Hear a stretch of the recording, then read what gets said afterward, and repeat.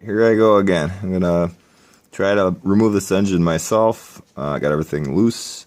Let's see what I can do. Just bear with me. I don't have a fancy camera holder. So I got that spacer out. And from what I understand, the drive shaft, rear drive shaft, just slide right out when I lift it up.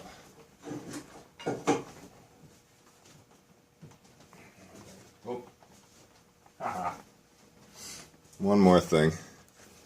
This happens to even the best. Top motor mount I forgot to disassemble.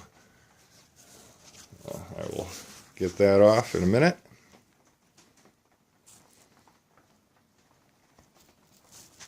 Okay, so here's the motor mount I forgot. It's two 12mm bolts, and then, sorry, two 10mm, and then one 14 that goes across. That sat on the top of the motor here. I just took the whole thing out to make it easy for clearance reasons. So I'm talking kind of fast here. My data keeps kicking out on me, so I only got so much time to videotape.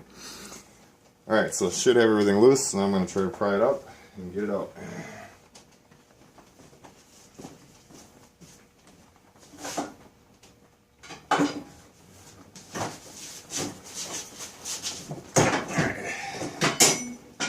It's pretty light.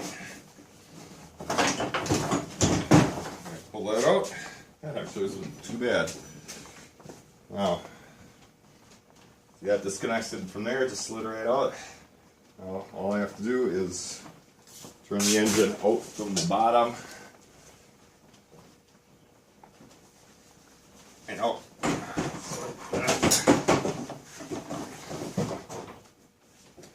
Alright. Woo! Not too shabby. Hopefully you caught all that.